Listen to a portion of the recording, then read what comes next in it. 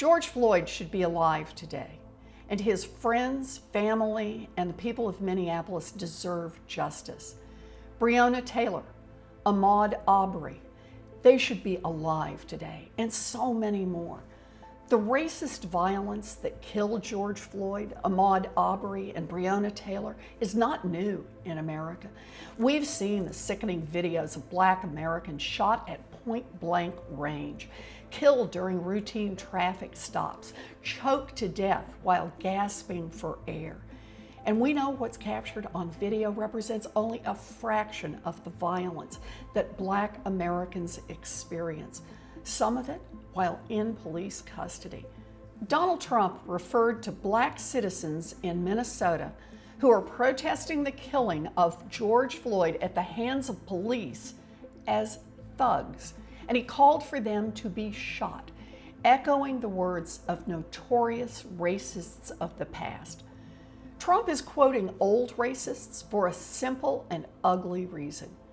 This president is a racist, and any leader who refuses to swiftly and unequivocally condemn this outrageous statement shares responsibility for its consequences.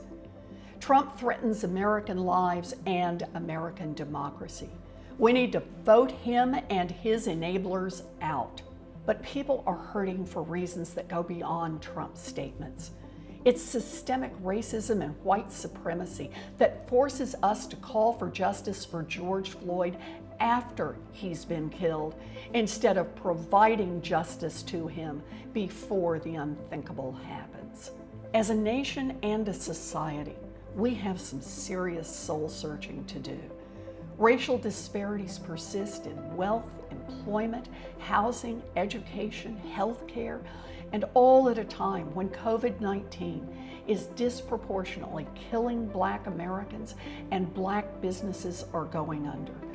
It can feel as if this is the way things have been and always will be. But no, we are not without hope. The deep injustices we face are not inevitable.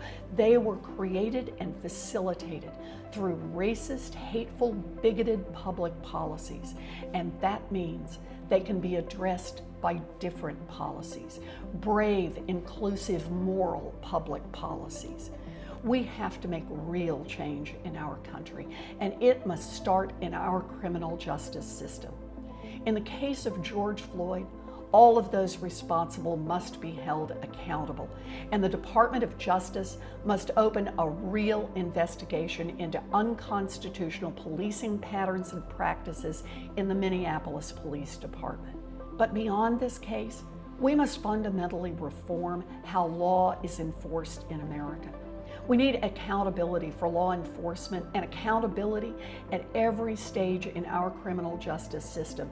And any decent man or woman who brings integrity and compassion to their work in the criminal justice system should welcome that kind of accountability.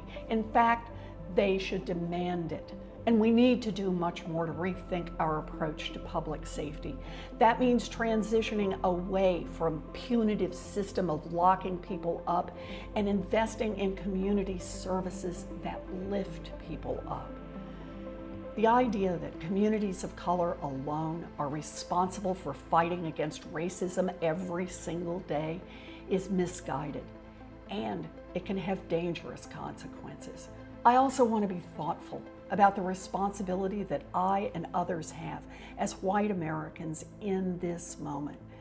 We need to ask ourselves what we are doing proactively every day to dismantle systemic racism in our communities, our workplaces, and our circles of influence.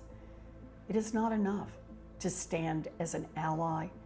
We must go further and be anti-racist.